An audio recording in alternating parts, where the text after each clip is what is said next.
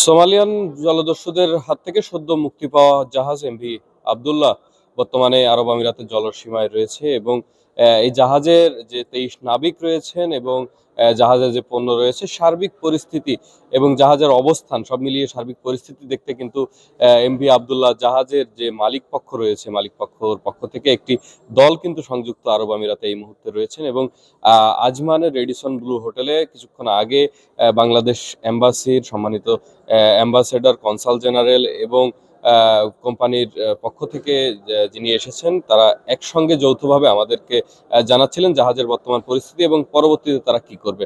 আমরা মালিক পক্ষের ব্রিফিং পরবর্তী যেটি আপনাদেরকে জানাতে পারি সেটি হলো জাহাজে এই মুহূর্তে তারা যাওয়ার জন্য এখান থেকে প্রস্তুতি নিচ্ছেন। 10 থেকে 15 জনের একটি দল কিন্তু এখন জাহাজে যাবেন নাবিকদের সঙ্গে দেখা করতেন এবং জাহাজের সর্বশেষ পরিস্থিতি দেখতে এখান থেকে রওনা হবেন। সেই সঙ্গে বাংলাদেশ কনসুলেট এবং বাংলাদেশ এম্বাসির প্রতিনিধিরাও এই দলে থাকবেন।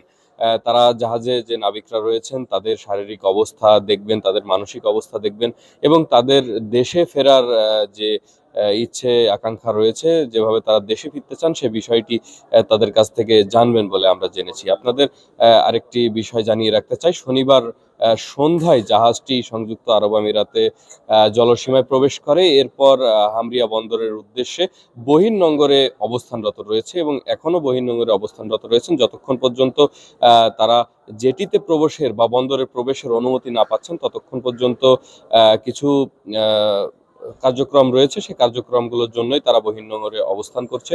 এরপরেই কিন্তু জাহাজটি বন্দরে ঢুকবে এবং জেটিতে ভেড়ার পর, জেটিতে নোঙর করার পর যে কয়লা রয়েছে জাহাজটিতে সে কয়লা খালাস করা হবে। আমাদের মালিক পক্ষ আরেকটি বিষয় নিশ্চিত করেছে, আমরা গণমাধ্যম কর্মীরা তাদেরকে প্রশ্ন করেছিলাম যে এই জাহাজটি এবং এই নাবিকরা কবে নাগাদ দেশে ফিরতে পারে। তো এই প্রশ্নের জবাবে মালিক পক্ষ যেটি আমাদেরকে জানিয়েছে, জাহাজে কয়লা রয়েছে, কয়লা খালাস করা হবে। এরপর নতুন কোনো কার্গো পেলে, অর্থাৎ নতুন কোনো পণ্য পেলে সেই পণ্য বোঝাই করে তারপরে জাহাজটি চট্টগ্রামে ফিরবে। দ্রুতই চট্টগ্রামে বা বাংলাদেশে ফেরানো নিয়ে তাদের কোনো ব্যস্ততা নেই, এ নিয়ে তাদের কোনো বিশেষ চিন্তা নেই। তারা জাহাজটি মুক্ত হবার পর আবারও স্বাভাবিক কার্যক্রমে ফিরেছে, এটিতেই তারা স্বাচ্ছন্দ্য বোধ করছেন এবং খুশি প্রকাশ করেছেন আমাদের কাছে যে জাহাজটি আবারও বাণিজ্যিক কার্যক্রমে ফিরেছে। এবার তারা আবারও পণ্য খালাস করার পর নতুন কোনো পণ্য পেলে সেটি নিয়ে আবারও বাংলাদেশ বা অন্য কোনো গন্তব্যের উদ্দেশ্যে যাত্রা করবে। সে অনুযায়ী নাবিকদের সঙ্গে কথা বলা হবে, তারা যদি পরবর্তী গন্তব্যে বা পরবর্তী অপারেশনসে যাওয়ার জন্য তারা শারীরিক মানসিকভাবে ফিট থাকে তাহলে তারা পরবর্তী কার্যক্রমে জাহাজের সঙ্গে থাকবেন।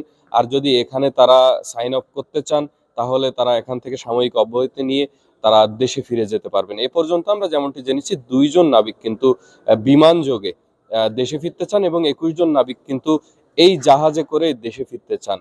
এই বিষয়টি তারা সর্বশেষ জানিয়েছে যে না, সকলেই জাহাজে রয়েছেন, আমরা তাদের সঙ্গে দেখা করতে যাচ্ছি।